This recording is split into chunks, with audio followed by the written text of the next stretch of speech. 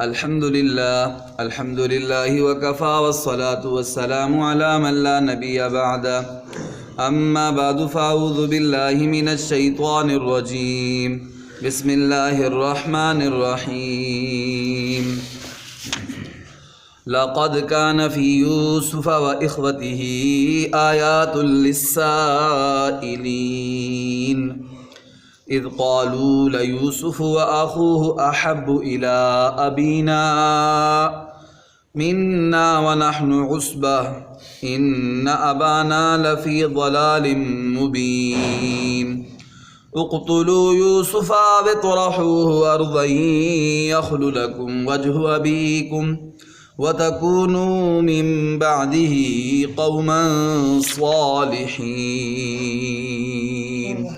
صدق اللہ العظیم۔ میرے محترم سامعین و ناظرین اکرام، آج کے اس درس قرآن میں میں نے آپ کے سامنے سورہ یوسف کی آیت نمبر 7، 8 اور 9 تلاوت کرنے کی سعادت حاصل کی ہے۔ اس سے پہلی آیت کے اندر گزشتہ درس میں ہم نے یہ پڑھا تھا کہ اللہ رب العزت نے فرمایا کہ ہم نے یوسف علیہ السلام کو چن لیا ہے اور یوسف علیہ السلام کو ہم نے خوابوں کی تعبیر کا علم سکھایا ہے اور ان پر اپنی نعمت کو مکمل کیا ہے، ان پر اتمام نعمت کیا ہے کہ انہیں اپنا نبی بنایا ہے، انہیں اپنا نبی بنایا ہے۔ جس طرح حضرت یوسف علیہ السلام کے باپ، دادا اور پردادا پر اللہ رب العزت فرماتے ہیں کہ ہم نے اپنی نعمت کو مکمل کیا، اتمام نعمت کیا کہ ان کو اپنا نبی بنایا۔ والد بھی نبی، دادا بھی نبی، پردادا بھی نبی۔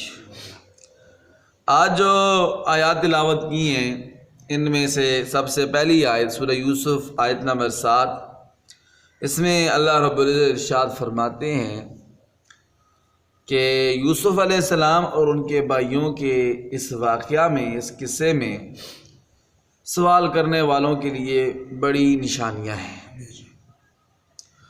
اب یہ سوال کرنے والے یا تو اس سے مراد یہودی ہیں جنہوں نے سوال کرایا تھا، ان کے لیے اس میں اللہ تعالیٰ کی قدرت کی نشانیاں ہیں کہ دیکھو تم نے یہ سوال کرایا تھا کہ بتائیں کہ یعقوب علیہ السلام کے بیٹے تو رہتے تھے فلسطین میں، شام میں، اور وہ مصر کیسے پہنچ گئے؟ تو پیارے نبی صلی اللہ علیہ وسلم اس وقت مکہ مکرمہ میں تھے اور آپ کے پاس کوئی ذریعہ نہیں تھا یہ واقعہ معلوم کرنے کا، اور یہ واقعہ مشہور بھی نہیں تھا، اور پیارے نبی صلی اللہ علیہ وسلم نے کسی سے پڑھا بھی نہیں تھا۔ تو اللہ تعالیٰ نے جب سورہ یوسف اکٹھی ساری یوسف اور یکجا یہ سارا واقعہ پیارے نبی صلی اللہ علیہ وسلم پر نازل فرمایا تو یہ اللہ تعالیٰ کی قدرت کی نشانی تھی اور ہمارے پیارے نبی صلی اللہ علیہ وسلم کی نبوت کی دلیل ہے، نبوت کی دلیل ہے۔ تو فرمایا دیکھو بغیر کسی ذریعے کے یوسف علیہ السلام اور ان کے بھائیوں کا واقعہ اتنی تفصیل کے ساتھ آپ کے سامنے بیان کر دیا ہے، تو اس سے یہ ثابت ہوتا ہے کہ ہمارے پیارے نبی صلی اللہ علیہ وسلم اللہ تعالیٰ کے سچے نبی ہیں، اللہ تعالیٰ کے سچے نبی ہیں۔ یا یہ جو ذکر ہے کہ یوسف علیہ السلام اور ان کے بھائیوں کے واقعے میں سوال کرنے والوں کے لیے نشانیاں ہیں، تو یہ سوال کرنے والوں میں سے مراد عام ہے، یعنی ہر کوئی جو اس واقعہ کو پڑھے گا، اس کے بارے میں کسی سے پوچھے گا، سمجھے گا، تو اس کو اس میں بڑا فائدہ ہوگا اور اس کو اس واقعے سے بڑے سبق حاصل ہوں گے۔ دیکھیں ایک سبق یہ حاصل ہوتا ہے کہ حضرت یوسف علیہ السلام اور ان کے بھائیوں نے حضرت یوسف علیہ السلام سے حسد کیا، اور یوسف علیہ السلام سے حسد کیا اور اللہ تعالیٰ نے پھر کیسے ان کو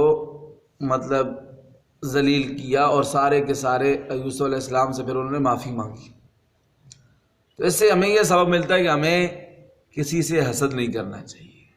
حسد کسے کہتے ہیں؟ حسد اسے کہتے ہیں آپ کسی کو اچھا کھاتا دیکھتے ہیں، اچھا پیتا دیکھتے ہیں، اچھا پہنتا دیکھتے ہیں، اس کا رہن سہن اچھا دیکھتے ہیں، اچھا کماتا دیکھتے ہیں، آپ کہتے ہیں کہ اس کے پاس یہ کیوں ہے نعمت، اس سے ختم ہو جائے، مجھے ملے یا نہ ملے اس کے پاس نہ ہو۔ دل میں یہ خیال لانا یا اس کے لیے کوشش کرنا، اسے حسد کہتے ہیں۔ ہاں ایک غبطہ ہوتا ہے، غبطہ جائز ہے۔ غبطے کا مطلب یہ ہے کہ آپ اپنے کسی مسلمان بھائی کو اچھی حالت میں دیکھتے ہیں، آپ اللہ سے دعا مانگتے ہیں کہ اللہ تعالیٰ آپ نے اس کو یہ اچھی حالت عطا فرمائی ہے، آپ اس کو اور عطا فرمائیں، مجھے بھی عطا فرمائیں، آپ کے خزانوں میں کیا کمی، یہ جائز ہے۔ لیکن حسد یہ حرام ہے۔ اور حدیث پاک میں آتا ہے ان الحسد یاکل الحسنات کما تاکل النار الحطب، حسد نیکیوں کو اس طرح کھاتا ہے جس طرح آگ خشک لکڑیوں کو کھاتی ہے، اس طرح آگ جو کسی سے حسد کرتا ہے تو حسد کرنے والے کی نیکیاں جو ہے وہ ختم ہوتی جاتی ہیں۔ تو اس سے ہمیں ایک سبق واقعہ سے یہ ملا ہے کہ ہمیں کسی سے حسد نہیں کرنا چاہیے، اس لیے کہ حسد کا انجام بہت برا ہے، حسد کا انجام بہت برا ہے۔ اپنے سینے کو جلائے گا اور پھر انجام بھی اس کا برا ہوگا۔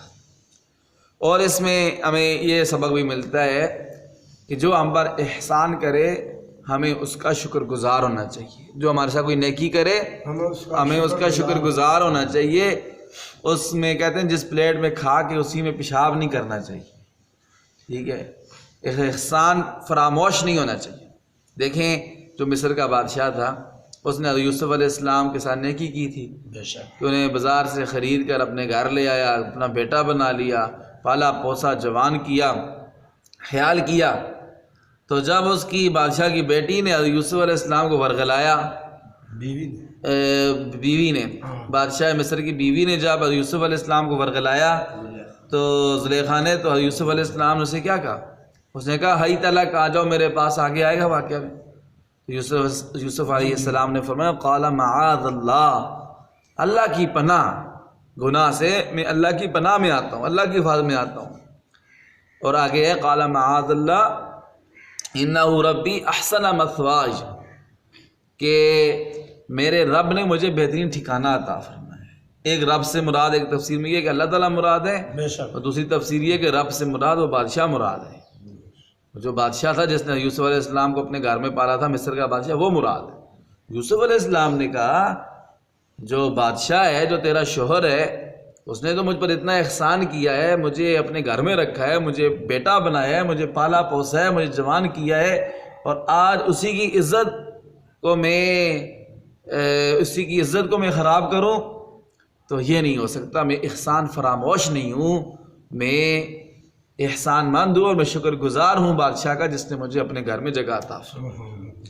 جیسے ہمیں، مجھے اور آپ کو کیا سبق ملتا ہے؟ جو ہمارے ساتھ نیکی کرے ہمیں اس کی نیکی کا احسان مند رہنا چاہیے، اس کا شکر گزار رہنا چاہیے، اور یہ نہیں ہے احسان فراموش نہیں بننا چاہیے۔ یہ نہیں ہے کہ جیسے میں نے پہلے بھی ذکر کیا ہے کہ جس پلیٹ میں کھائے بندہ اسی میں پیشاب نہیں کرنا چاہیے، انسان کو نمک حرام نہیں ہونا چاہیے۔ یہ بھی ہمیں اس واقعے سے سبق ملتا ہے۔ اور ایک سبق یہ ملتا ہے کہ جب بندہ اللہ کا ہو جاتا ہے تو پھر اللہ تعالیٰ کی ذات انسان کو، اس بندے کو گناہوں سے بھی بچا لیتی ہے۔ بہت زیادہ اس واقعہ میں سبق ہے، وہ انشاءاللہ آگے ساتھ ساتھ ذکر کریں گے۔ لَقَدْ كَانَ فِي يُوسُفَ وَإِخْوَتِهِ آيَاتٌ لِلسَّائِلِينَ، یوسف علیہ السلام اور ان کے بھائیوں کے واقعہ میں پوچھنے والوں کے لیے بڑی نشانیاں ہیں، بڑے سبق ہیں، بڑی عبرت ہے۔ اذ قالوا ليوسف واخوه احب الى ابينا، جب بھائیوں نے کہا کہ یوسف اور ان کے حقیقی بھائی، جیسا کہ میں نے گزشتہ درس میں ذکر کیا تھا کہ یوسف علیہ السلام کل 12 بھائی تھے۔ کتنے بھائی تھے؟ 12 بھائی تھے۔ آج یہ نیا سبق بھی یاد کریں، 12 بھائی تھے۔ اور یوسف علیہ السلام، حضرت یعقوب علیہ السلام نے جو پہلی شادی کی تھی اپنے ماموں کی بیٹی سے شادی کی تھی، اور اس ماموں کی بیٹی کا نام تھا لیہ بنت لیان، لیہ بنت لیان۔ اس سے حضرت یوسف علیہ السلام کے 6 بیٹے ہوئے تھے۔ کتنے بیٹے ہوئے تھے؟ 6 بیٹے ہوئے تھے۔ اور ان کے نام یہ ہیں، ایک کا نام تھا روبیل، سب سے بڑا تھا، دوسرے کا نام شمعون، تیسرے کا نام لاوی، چوتھے کا نام یہوذا، اور پانچویں کا نام زیالون، اور چھٹے کا نام یشجر۔ یہ 6 بیٹے ہوئے تھے اور ایک بیٹی بھی ہوئی تھی۔ ماموں کی بیٹی سے شادی کی تھی، لیہ بنت لیان سے، اسے 6 بیٹے اور ایک بیٹی پیدا ہوئی تھی۔ اور پھر ایسے ہوا کہ 2 باندیاں تھیں حضرت یعقوب علیہ السلام کی، ان دونوں سے بھی 4 بیٹے ہوئے تھے۔ ان دونوں سے کتنے بیٹے ہوئے تھے؟ 4 بیٹے ہوئے تھے۔ ان 4 کے نام، ان میں سے ایک کا نام دان تھا، دوسرے کا نام نفتالی تھا، تیسرے کا نام جاد تھا، اور چوتھے کا نام عاشر تھا۔ یہ 4 بیٹے 2 باندیوں سے ہوئے۔ 6 اور 4 کتنے بیٹے ہو گئے؟ 10 بیٹے ہو گئے۔ پھر یہ جو ماموں کی بیٹی تھی لیہ بنت لیان، حضرت یعقوب علیہ السلام کے ماموں کی بیٹی، یہ فوت ہو گئی۔ جب فوت ہو گئی تو اس کی ایک دوسری بہن تھی، اس کا نام تھا راحیل۔ پھر اس راحیل سے شادی کی حضرت یعقوب علیہ السلام، اس راحیل سے شادی کی، تو اس سے پھر حضرت یعقوب علیہ السلام کو اللہ تعالیٰ نے 2 بیٹے عطا فرمائے، ایک حضرت یوسف علیہ السلام اور دوسرے بنیامین۔ اور بنیامین کی پیدائش کے بعد یعقوب علیہ السلام کی یہ بیوی بھی فوت ہو گئی۔ بنیامین کی پیدائش کے بعد یہ دوسری جو بیوی کی تھی، یہ بھی تیسری ہوگی نا؟ نہیں، دوسری بیوی ہوگی، یہ بھی فوت ہو گئی۔ تو اس طرح حضرت یعقوب علیہ السلام کے 12 بیٹے ہو۔ کتنے بیٹے ہو گئے؟ 12 بیٹے۔ تو اب یہ جو 6 بیٹے 10 بیٹے تھے، 6 جو ماموں کی بیٹی سے ہوئے تھے اور 4 جو 2 باندیوں سے ہوئے تھے، یہ سارے اکٹھے تھے، یہ سارے اکٹھے تھے۔ اور حضرت یعقوب علیہ السلام کو حضرت یوسف علیہ السلام سے محبت زیادہ تھی بنسبت ان کے، چونکہ انہوں نے نبی بننا تھا اللہ تعالیٰ کا اور چھوٹے بھی تھے، اس وجہ سے باپ کے دل میں زیادہ محبت ان کی پیدا ہوگی۔ تو اب یہ ان بھائیوں نے سوچا کس طرح ہم کریں کہ ہم تو ایک کہنے لگے کہ اذ قالوا لیوسف واخوہ احب الی ابینا منا ونحن عصبہ، کہتے ہیں ہم ایک مضبوط جماعت ہیں، ہم بڑے ہیں، عمر میں بھی بڑے ہیں، تعداد میں بھی زیادہ ہیں، ہم سارے اپنے والد صاحب کے ساتھ سارے کام کراتے ہیں، جانور وغیرہ چرانے ہوتے ہیں وہ بھی چراتے ہیں، کہیں جانا آنا ہوتا ہے پھر بھی جاتے ہیں ساتھ، ٹھیک ہے، تو ہم ایک مضبوط جماعت ہیں اور ہم سے زیادہ محبت نہیں کرتے ہیں، چھوٹے بچوں سے زیادہ محبت کرتے ہیں، یہ تو کسی کام کے نہیں ہیں، نہ یہ بکرے چرانے جاتے ہیں ہمارے ساتھ، نہ کوئی اور کام کرتے ہیں، چھوٹے ہیں تو ہم سے زیادہ محبت کیوں نہیں کرتے ہیں؟ تو پھر انہوں نے کہا کہ ایسا کرتے ہیں کہ اقتلوا یوسف، مشورہ کرنے لگے، آپس میں کہنے لگے کہ یوسف کو قتل کر دو، یوسف کو کیا کر دو؟ قتل کر دو، یا کسی دور زمین بیابان زمین میں کسی غیر آباد کنویں میں، اس کو گہرے کنویں میں پھینک دو تاکہ تمہارے باپ کی ساری توجہ تمہاری طرف مرکوز ہو جائے۔ یہ انہوں نے آپس میں پلان بنایا، مشورہ کیا آپس میں۔ یہ مشورہ ایک بندے نے دیا تھا، یہ مشورہ ایک نے دیا تھا، لیکن نسبت سب کی طرف کی یہاں پر اس لیے کہ سارے راضی تھے اس پر، سارے کیا تھے اس پر؟ راضی تھے، یا اکثر راضی تھے اس پر، تو اس لیے سب کے بارے میں کہہ دیا کہ انہوں نے کہا کہ اس کو قتل کر دو یا دور کسی زمین میں پھینکاؤ۔ وَتَكُونُوا مِن بَعْدِهِ قَوْمًا صَالِحِينَ، اور کہنے لگے کہ اس کے بعد تم نیک بن جانا، اس کے بعد تم نیک بن جانا، توبہ کر لینا تو پھر آئندہ کی زندگی صحیح گزارنا، تو بس نیک بن جانا۔ حالانکہ ان کے ذہن میں یہ بات تھی کہ وہ یہ سمجھتے تھے کہ بس جو بھی گناہ ہو بس توبہ کرو تو معاف ہو جاتے ہیں۔ حالانکہ کچھ گناہ ایسے ہوتے ہیں جو توبہ کے ساتھ معاف نہیں ہوتے ہیں، جب تک وہ بندہ معاف نہ کرے وہ معاف نہیں ہوتے ہیں۔ جیسے کسی پر ظلم کرنا، زیادتی کرنا، تو یہ تو ایسا گناہ تھا کہ بھائی پر ظلم اور زیادتی تھی، تو اس لیے یہ بغیر توبہ کے معاف نہیں ہوتا۔ تو وہ یہ سمجھ رہے تھے کہ بغیر توبہ، بس توبہ کے صرف یہ بغیر معاف کیے معاف نہیں ہوتا، تو وہ یہ سمجھ رہے تھے کہ توبہ کے ساتھ معاف ہو جائے گا، تو کہنے لگے کہ اس کے بعد پھر وَتَكُونُوا مِن بَعْدِهِ قَوْمًا صَالِحِينَ، اس کے بعد نیک بن جائیں گے سارے۔ اور دوسرا معنی اس کا یہ بھی ہے، کہتے کہ اس کو درمیان سے ہٹا دیتے ہیں بھائی کو، اس کے بعد ہمارے کام سیدھے ہو جائیں گے، باپ کی محبت ہم سے صحیح ہو جائے گی اور ہمارے کام بھی سارے صحیح ہو جائیں گے، یہ معنی بھی اس کا ہے۔ تو پھر آخر ہوا کیا؟ یہ آپس میں انہوں نے یہ مشورہ کیا تھا قتل کر دو یا کنویں میں پھینک دو، تو پھر اس کے بعد کیا ہوا؟ قتل کیا یا کنویں میں پھینکا، وہ انشاءاللہ کل کے درس میں آئے گا، آج تک اتنا ہی کافی ہے۔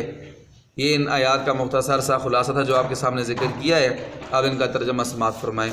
اعوذ باللہ من الشیطان الرجیم، میں اللہ تعالیٰ کی پناہ میں آتا ہوں شیطان مردود کے شر سے.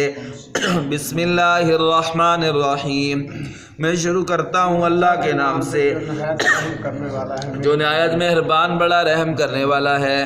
لقد کان فی یوسف و اخوتہ، البتہ تحقیق یوسف علیہ السلام اور ان کے بھائیوں کے واقعہ میں قصہ میں آیات، اللہ تعالیٰ کی قدرت کی نشانیاں ہیں، للسائلین، سوال کرنے والوں کے لیے.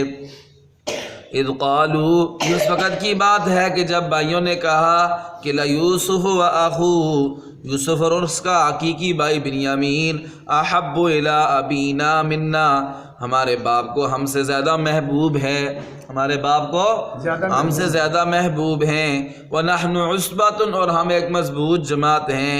إِنَّ أَبَانَا لَفِي ضَلَالٍ مُبِينٍ، بے شک ہمارے والد کھلی غلطی میں مبتلا ہیں، کھلی غلطی میں مبتلا ہے، کھلی غلط فہمی میں مبتلا ہے. یہاں لفظ ضلال کا ہے، ضلال کا لفظی معنی گمراہی ہوتا ہے، لیکن یہاں اس گمراہی سے مراد دینی گمراہی مراد نہیں ہے. جیسے کسی کو ہوتا ہے کوئی بد دین شخص ہوتا ہے تو بندہ کہتا ہے دین سے گمراہ ہو گیا، یہ دینی گمراہی مراد نہیں ہے، بلکہ اس سے مراد یہ ہے کہ جو اپنے یوسف علیہ السلام سے اور ان کے بھائی بنیامین سے محبت زیادہ ہے، اس کو انہوں نے اس سے تعبیر کیا ہے، ضلال سے تعبیر کیا. اقتلوا یوسف، کہنے لگے کہ یوسف کو قتل کر دو، اب اطرحوہ، یا اس کو پھینک دو، ارضاً، کسی دور زمین میں، بیابان زمین میں. یخلو لکم وجہ ابیکم، تو تمہارے لیے تمہارے باپ کا چہرہ خالی ہو جائے گا، یعنی توجہ تمہاری طرف ہو جائے گی.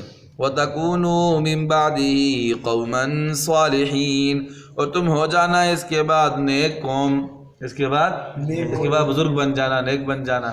جیسے ہم بھی ایسے کرتے ہیں، کوئی گناہ کرتے ہیں تو پھر کہتے بعد میں نیک بن جائیں گے. ایسا نہیں، کیا پتہ انسان کو کہ بندہ پہلے ہی مر جائے، موت آ جائے تو بس سے پہلے کہ جس پر ظلم زیادتی کیا وہ معاف نہ کرے، کیسے معافی ہوگی؟ اللہ تعالیٰ عمل کی توفیق عطا فرمائے. ربنا تقبل منا انک انت السمیع العلیم وتب علینا یا مولانا انک انت التواب الرحیم. یا اللہ ہماری حاضری قبول فرما، ہمارے گناہوں کو معاف فرما، ہماری نماز فجر قبول فرما، ہمارا درس قرآن قبول فرما، اس پر ہمیں مرتے دم تک استقامت نصیب فرما. یا اللہ جتنے مسلمان ایمان والے بیمار ہیں شفاء کاملہ عطا فرما، بالخصوص ناصر صاحب کی والدہ صاحبہ بیمار ان کو شفاء کاملہ عطا فرما. قرآن کی برکت سے، نماز کی برکت سے صحت سلامتی والی عافیت والی زندگی نصیب فرما. جتنے بھی ایمان والے یا اللہ مقروض ہیں قرضوں سے خلاصی عطا فرما. بے اولادوں کو نیک اور صالح اولاد عطا فرما، اولادوں والوں کی اولادوں کو نیک فرما بردار اپنے ماں باپ کی آنکھوں کی ٹھنڈک بنا. بے روزگاروں کو حلال روزگار نصیب فرما، برسائے روزگاروں کے حلال روزگاروں کاروباروں میں برکت و ترقی عطا فرما. مرتے دام تک ہر قسم کی معذوری، لاچاری، محتاجی، تھانوں کچہریوں، عدالتوں، اسپتالوں کے چکروں سے محفوظ فرما. اپنی ذات پاک کے علاوہ کسی کا محتاج نہ فرما. اچانک موت سے، ایکسیڈنٹ کی موت سے، حادثے کی موت سے، جوانی کی موت سے، پانی میں ڈوب کر مرنے سے، آگ میں جل کر مرنے سے محفوظ فرما. موت سے پہلے موت کی تیاری کا موقع نصیب فرما.